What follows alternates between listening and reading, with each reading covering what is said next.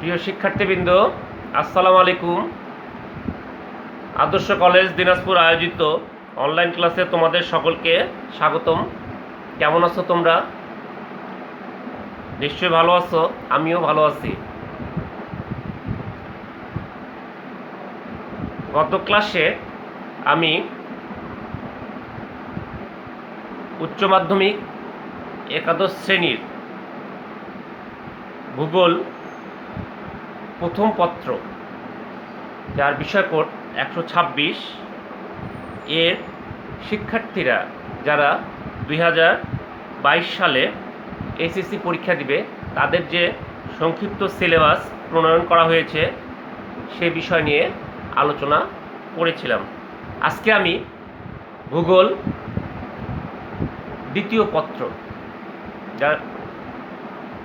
যার বিষয়কোড হচ্ছে 126 এর সংক্ষিপ্ত সিলেবাস নিয়ে আলোচনা করব এবং বিষয়গুলি তোমাদের সামনে তুলে ধরার চেষ্টা করব। তো যেসব অধ্যায়গুলি সংযুক্ত করা হয়েছে সেসব অধ্যায়গুলি আমি ধারাবাহিকভাবে তোমাদের নিকট এখন বলবো এবং এই অধ্যায়গুলি পরবর্তী ক্লাসে আমি প্রতিটা অধ্যায়ের উপর ক্লাস নেব।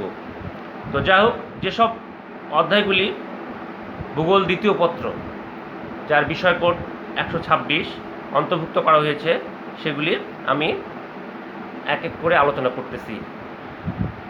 তো প্রথম অধ্যায় এখানে সংযুক্ত করা হয়েছে। প্রথম অধ্যায় রয়েছে মানব ভূগোল। তোমরা তো জানো মানব মানে মানুষ, এবং এই ভূগোলে মানুষের কর্মকাণ্ড, অর্থনৈতিক কর্মকাণ্ড এবং মানুষের বিভিন্ন বিষয় নিয়ে এখানে আলোচনা করা হয়েছে। তো কী কী বিষয়বস্তু অন্তর্ভুক্ত করা হয়েছে সেগুলি হচ্ছে মানব ভূগোলের প্রথম অধ্যায়। এক হচ্ছে মানব ভূগোল, মানব ভূগোলের ধারণা, ক্ষেত্র, বিষয়বস্তু ও শাখা। 2 হচ্ছে মানব ভূগোল পাঠের প্রয়োজনীয়তা। 3 পৃথিবীর প্রধান রাজনৈতিক অঞ্চলসমূহ, দেশ ও মহাদেশের পরিচিতি। এবং 4 হচ্ছে বাংলাদেশ এর প্রশাসনিক অঞ্চল। এটা গেল প্রথম অধ্যায়। দ্বিতীয় অধ্যায় সংযুক্ত করা হয়েছে। দ্বিতীয় অধ্যায় হচ্ছে জনসংখ্যা। জনসংখ্যার মধ্যে যেসব বিষয়বস্তুগুলি অন্তর্ভুক্ত করা হয়েছে সেগুলি হচ্ছে জনসংখ্যার জনমিতিক উপাদান, জনসংখ্যার অভিগমনের কারণ, ধরন ও প্রভাব, বাংলাদেশের জনসংখ্যার জনমিতিক বৈশিষ্ট্য, জন্মহার, মৃত্যুহার, সেক্স। এরপর রয়েছে রেশিও, বৃদ্ধিহার, অভিগমন। এরপর রয়েছে জনমিতিক ট্রানজিশনাল মডেল ও বাংলাদেশ। তারপর রয়েছে ঘনত্বের ভিত্তিতে বাংলাদেশের জনসংখ্যা। তারপর রয়েছে বাংলাদেশের জনসংখ্যার বন্টন ও কারণ এবং ব্যাখ্যা। এরপর রয়েছে বাংলাদেশের জনসংখ্যার দ্রুত বৃদ্ধির প্রভাব। বাংলাদেশের জনসংখ্যা দ্রুত বৃদ্ধি হচ্ছে এর প্রভাব।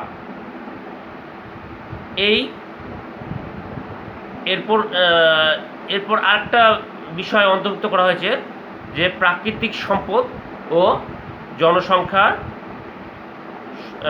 সম্পর্ক, মানে প্রাকৃতিক সম্পদের সাথে জনসংখ্যার কি সম্পর্ক রয়েছে। অবশ্যই প্রাকৃতিক সম্পদের উপর জনসংখ্যার একটা বিশাল সম্পর্ক রয়েছে। এগুলি বিষয় নিয়ে আমি পরবর্তীতে তোমাদের সাথে আলোচনা করব বা ক্লাস নেব।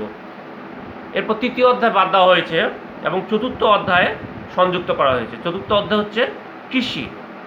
আচ্ছা, কৃষিতে কি কি বিষয়বস্তু অন্তর্ভুক্ত করা হয়েছে? প্রথমত হচ্ছে কৃষিকার্যের ভৌগোলিক নিয়ামক। কী কী নিয়ামকগুলি কৃষিকার্যে মানে ব্যবহৃত হয়, কী কী নিয়ামকগুলি? 2 বিশ্বব্যাপী ধান, গম, আখ উৎপাদন নিয়ামক, বন্টন ও অর্থনৈতিক গুরুত্ব। এরপর রয়েছে কৃষির ক্ষেত্র। কৃষির ক্ষেত্রের মধ্যে রয়েছে ফসল উৎপাদন, পশুপালন এবং মৎস্য চাষ। এরপর রয়েছে বাংলাদেশের প্রধান কৃষিক্ষেত্র। বাংলাদেশের প্রধান প্রধান কী কী কৃষিক্ষেত্র রয়েছে? ফসল উৎপাদন, পশুপালন এবং মৎস্য চাষ। এরপর রয়েছে বাংলাদেশের কৃষি সংস্থা ও কৃষি উৎপাদনের উপাদান। বাংলাদেশের কৃষি সংস্থাগুলি কি কি? অনেকগুলি যারা কৃষি নিয়ে গবেষণা করে, কৃষি নিয়ে কাজ করে। বাংলাদেশের যেসব সরকারি সংস্থাগুলি আছে, আবার বেসরকারি কিছু সংস্থা আছে, এই সংস্থাগুলি নিয়ে যে কাজ করে। আর এরপর আছে বাংলাদেশের কৃষি ও আধুনিক প্রযুক্তি। কৃষিতে যে আধুনিক প্রযুক্তি লাগে, মানে আমরা বাংলাদেশে সেকালে অনেক আদিকালের কৃষি ব্যবস্থাপনা বা কৃষি যন্ত্রপাতি ব্যবহার করি, কিন্তু কৃষিতে যে আধুনিক প্রযুক্তি সেটা নিয়ে এখানে আলোচনা করা হয়। আর ঋতুভিত্তিক ফসল ও বাংলাদেশের জলবায়ু। আমাদের ফসল সাধারণত ঋতুভিত্তিক এবং বাংলাদেশের প্রেক্ষাপটেই এই ঋতুভিত্তিক ফসলগুলি হয়, এগুলো নিয়ে আলোচনা করা হবে। এরপর রয়েছে চতুর্থ অধ্যায়ের পর রয়েছে পঞ্চম অধ্যায়। পঞ্চম অধ্যায় রয়েছে খনিজ ও শক্তি সম্পদ। তো খনিজ ও শক্তি সম্পদের মধ্যে কী কী বিষয়বস্তু রয়েছে সেগুলি একটু আলোচনা করি। একটা হলো খনিজ ও শক্তি সম্পদ। 2, বিশ্বের প্রধান খনিজ সম্পদ লৌহ ও আকরিক এবং গ্রাফাইট। আচ্ছা, বিশ্বের প্রধান, প্রথমে আমি একটু বিশ্বের প্রধান শক্তি সম্পদ। শক্তি সম্পদের মধ্যে কি রয়েছে? একটা তেল, গ্যাস ও কয়লা। যেসব খনিজ সম্পদ ব্যবহার করে শক্তি উৎপন্ন হয় তার মধ্যে তেল, গ্যাস এবং কয়লা অন্যতম। এরপর রয়েছে বাংলাদেশের খনিজ ও খনিজ সম্পদ। তার মানে এর আগে যেগুলি ছিল সেগুলো বিশ্ব প্রেক্ষাপটে, এখন বাংলাদেশের প্রেক্ষাপটে। বাংলাদেশের খনিজ ও শক্তি সম্পদ। ভারতের খনিজ ও শক্তি সম্পদ। বাংলাদেশ ও ভারতের খনিজ ও শক্তি সম্পদ উত্তোলন, ব্যবহার ও সংরক্ষণ এবং পরিবেশ সংরক্ষণ ও খনিজ আহরণ। আচ্ছা, পঞ্চম অধ্যায়ের পর ষষ্ঠ অধ্যায়। ষষ্ঠ অধ্যায় হচ্ছে শিল্প। একটা দেশের অর্থনৈতিক উন্নতির জন্য শিল্প যথেষ্ট ভূমিকা পালন করে। যে দেশ শিল্পে যত বেশি উন্নত, প্রযুক্তিগত দিক থেকে যত বেশি উন্নত, সে দেশের অর্থনৈতিক ভিত্তি তত বেশি মজবুত। তো এই ষষ্ঠ অধ্যায়ের মধ্যে শিল্পের মধ্যে কী কী রয়েছে? এক রয়েছে বিষয়বস্তুগুলি শিল্প গড়ে ওঠা নিয়ামকসমূহ, বিশ্বের প্রধান শিল্প উৎপাদন ও বন্টন, লৌহ ও ইস্পাত, বস্ত্র ও বয়ন শিল্প। বাংলাদেশের প্রধান শিল্পগুলি কী কী? চিনি, সিমেন্ট, সার, তৈরি পোশাক ও ওষুধ। এবং আরও রয়েছে বাংলাদেশ ও ভারতের শিল্পের তুলনা, শিল্প স্থাপনের সাথে উন্নয়নের গতিশীল ধারার সম্পর্ক। এরপর রয়েছে বাংলাদেশের পোশাক শিল্পের নারী কর্মী। আমাদের বৈদেশিক মুদ্রা অর্জনের অন্যতম খাত হচ্ছে তৈরি পোশাক খাত, এবং এতে বেশিরভাগ নারী শ্রমিকরা কর্মে নিযুক্ত আছে। এই নারী শ্রমিকদের আলোচনা এবং এই তৈরি পোশাক সম্পর্কে আলোচনা এখানে করা হবে। এরপর রয়েছে শিল্পায়নে সুষ্ঠু ব্যবস্থাপনা ও রাজনৈতিক স্থিতিশীলতা। শিল্পের সুষ্ঠু ব্যবস্থাপনার জন্য অবশ্যই রাজনৈতিক স্থিতিশীলতা দরকার। আচ্ছা, এই হলো তোমাদের অধ্যায়গুলি। তাহলে অধ্যায় কি কি আসতেছে? প্রথম অধ্যায় মানব ভূগোল, দ্বিতীয় অধ্যায় জনসংখ্যা, চতুর্থ অধ্যায় কৃষি, পঞ্চম অধ্যায় খনিজ ও শক্তি সম্পদ, এবং ষষ্ঠ অধ্যায় হচ্ছে শিল্প। এরপরে যে অধ্যায়গুলি আছে সেগুলি বাদ দেওয়া হয়েছে, এবং আমরা জানি যে ভূগোল প্রথম পত্রে যেমন ব্যবহারিক রয়েছে, ভূগোল দ্বিতীয় পত্র তেমন ব্যবহারিক রয়েছে, এবং ভূগোল প্রথম পত্রের তত্ত্বীয় পরীক্ষা 75 নম্বর এবং ব্যবহারিকে 25, তেমনি ভূগোল দ্বিতীয় পত্রের তত্ত্বীয়তে 75 নম্বর এবং ভূগোল দ্বিতীয় পত্রের ব্যবহারিকে 25 নম্বর। তো ভূগোল ব্যবহারিক দ্বিতীয় পত্রে যেটা, সেটা দশম অধ্যায়। দশম অধ্যায় হচ্ছে মানচিত্রের অভিক্ষেপ। দশম অধ্যায় যে এটা আলোচনা করা হবে সেটা হলো মানচিত্রের অভিক্ষেপ। এখানে কি কি রয়েছে, যে মানচিত্রের অভিক্ষেপ সম্পর্কে আলোচনা করা হবে। মানচিত্রের অভিক্ষেপ কাকে বলে, আর মানচিত্রের অভিক্ষেপের মধ্যে কি কি অঙ্কন করতে হবে। একটা হলো সরল বেলনাকার অভিক্ষেপ, সরল বেলনাকার অভিক্ষেপ। তারপর রয়েছে সাংখ্যক, সরল সাংখ্যক অভিক্ষেপ। আর 3 নম্বর হচ্ছে মেরুদেশীয় অভিক্ষেপ। আচ্ছা, এর সাথে আরেকটা জিনিস সংযুক্ত করা হয়েছে, সেটা হলো দশম অধ্যায়ের মধ্যে জিআইএস, জিওগ্রাফিক্যাল ইনফরমেশন সিস্টেম। এটা অত্যন্ত একটা গুরুত্বপূর্ণ বিষয়, এটা ব্যবহারিকের মধ্যে অন্তর্ভুক্ত। জিআইএসের ব্যবহার, এটা এখন গোটা পৃথিবীব্যাপী ব্যবহার হচ্ছে, এবং বাংলাদেশের প্রেক্ষাপটে এর ব্যবহারের উপকারিতা এবং বিশ্বের উপকারিতা, এটা নিয়ে আলোচনা করা হবে। জিআইএস, মনে রাখিও, জিওগ্রাফিক্যাল ইনফরমেশন সিস্টেম। আচ্ছা, ব্যবহারিকে কি কি বিষয়গুলি আমাদের শিখতে হবে, কি কি বিষয়গুলি অঙ্কন করতে হবে, সেটা হলো বয়সভিত্তিক পিরামিড অঙ্কন ও বিশ্লেষণ। এটা জনসংখ্যা চ্যাপ্টারের মধ্যে পড়ে, যে বয়স কাঠামো আছে, বিভিন্ন জনসংখ্যাকে বয়স কাঠামোতে ভাগ করা হয়েছে। এই বয়স কাঠামো অনুযায়ী পিরামিড অঙ্কন করতে হবে এবং বিশ্লেষণ করতে হবে। 2, মানচিত্রে জনসংখ্যা বন্টন প্রদর্শন। মানচিত্রে জনসংখ্যার বন্টন প্রদর্শন করতে হবে। এটা 2 প্রকারে আছে, একটা আছে ছায়াপাত পদ্ধতি, আরেকটা আছে বিন্দু পদ্ধতি।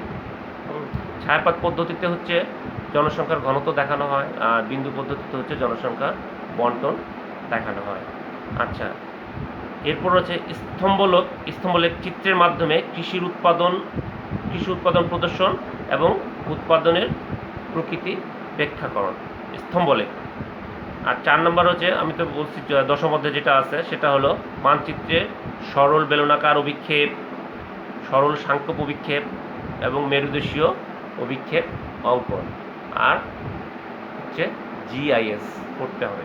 জিআইএস কি, জিআইএসের বাংলাদেশের প্রেক্ষাপটে জিআইএসের ব্যবহার, জিআইএসের গুরুত্ব, এই জিনিসগুলি করতে হবে। তো এই হচ্ছে মোটামুটি তোমাদের উচ্চ মাধ্যমিক একাদশ শ্রেণীর ভূগোল দ্বিতীয় পত্রের সংক্ষিপ্ত সিলেবাস। কোভিড-19 পরিস্থিতির কারণে এই সিলেবাসকে সংক্ষিপ্ত করা হয়েছে, এবং প্রতিটা বিষয়ে সিলেবাসকে সংক্ষিপ্ত করা হয়েছে। 2021 সালে যারা এইচএসসি পরীক্ষা দিবে তাদেরও সিলেবাস সংক্ষিপ্ত করা হয়েছে। 2022 সালে যারা এইচএসসি ফাইনাল পরীক্ষা দিবে তাদেরও সিলেবাস সংক্ষিপ্ত করা হয়েছে। এখন তোমাদেরকে অবশ্যই বাসায় পড়াশোনা করতে হবে, এবং তোমরা ইনশাল্লাহ তোমরা যদি ভালো মতো পড়াশোনা করো, অবশ্যই ভালো রেজাল্ট করবা, বাবা মার মুখ উজ্জ্বল করবা। তো শেষ করার আগে অবশ্যই তোমাদের সাথে কিছু বিষয় আমি শেয়ার করব। সেটা হলো যেহেতু এখন একটা মহামারী পরিস্থিতি চলতেছে, কোভিড-19 বৈশ্বিক মহামারী, সেহেতু সবাইকে এখানে সাবধান থাকতে হবে। তো এখানকার এই পরিস্থিতি থেকে মানে রক্ষা পেতে হলে নিয়মকানুন মেনে চলতে হবে, অবশ্যই নিয়মকানুন মেনে চলতে হবে। নিয়মকানুন মেনে চলার মধ্যে কি রয়েছে, অবশ্যই তুমি প্রয়োজন ছাড়া বাড়ির বাইরে বের হবা না। বের হলো অবশ্যই মুখে মাস্ক ইউজ করবা। বাইরে থেকে বাড়িতে আসলে অবশ্যই হাত ভালো মতো ধোবা, এবং তুমি নিজেও যেমন মাস্ক ব্যবহার করবা, অন্যকেও মাস্ক ব্যবহার করতে উৎসাহিত করবা। এবং অবশ্যই বাড়ি থেকে বের হলে যখন তুমি যে কোনো জায়গায় সাধারণত ভিড় এড়ায় চলবা এবং একজনের সাথে আরেকজনের একটা দূরত্ব বজায় রাখবা, সেটা 3 ফুটের জন্য বেশি হয়। আর সবচেয়ে বড় কথা যে যেহেতু আমাদের স্কুল কলেজ অনেক দিন থেকে বন্ধ, সেহেতু তোমরা বিভিন্ন সৃজনশীল কাজে ব্যস্ত থাকবা। এর মধ্যে প্রথম হচ্ছে লেখাপড়া, আবার অনেক ইনডোর গেমস রয়েছে। তাছাড়া চেষ্টা করবা যে বাড়ির লোকজনের সাথে সময় কাটানো। মনোবল অবশ্যই কোনো ক্রমে হারাবা না, সবসময় সাহস রাখবা এবং সবসময় হাসি খুশি থাকার চেষ্টা করবা। আর যেসব অনলাইন ক্লাস হচ্ছে সেই ক্লাসগুলিকে ফলো করবা এবং বইগুলি পড়বা, ভালো মতো চ্যাপ্টারগুলো বিষয়গুলি পড়বা, নিজে অনেক কিছু লেখার চেষ্টা করবা। অবসর টাইমে গল্পের বই পড়বা, বিভিন্ন মনীষীদের বই পড়বা। তো এইভাবে নিজেকে ব্যস্ত রাখার চেষ্টা করবা, তাহলে অবশ্যই তুমি ভালো থাকবা। এবং সেই সাথে তুমি ভালো থাকলে হবে না, তোমার বাড়ির লোকদেরকে ভালো রাখার জন্য যত রকম চেষ্টা তোমাকে করতে হবে। তো তোমরা সবাই ভালো থাকিও, তোমাদের সুস্থতার জন্য আমি অবশ্যই দোয়া করি এবং তোমরা দোয়া করবা আমি যেন সুস্থ থাকি, সাথে সমস্ত বিশ্বের লোক যেন সুস্থ থাকে এবং আমরা অতি শীঘ্রই যেন এই মহামারী থেকে রক্ষা পাই এবং এই মহামারী যেন আমাদের পৃথিবী থেকে খুব শীঘ্রই যেন চলে যায়। আমরা এই জন্য মহান সৃষ্টিকর্তার কাছে দোয়া করব যেন আমরা এই বৈশ্বিক মহামারী থেকে মুক্ত পাই, আমরা আবার যেন একটা হাসি খুশি সুন্দর সজীব পৃথিবী ফিরে পাই। তো সবাইকে অনেক অনেক ধন্যবাদ। ভালো থাকবা, সুস্থ থাকবা এবং সরকারের স্বাস্থ্য মন্ত্রণালয় কর্তৃক যেসব নির্দেশাবলী সেসব অবশ্যই অবশ্যই অবশ্যই মেনে চলার চেষ্টা করবা। নিজে মেনে চলবা, অপরকে মেনে চলতে সহযোগিতা করবা। আসসালামু আলাইকুম।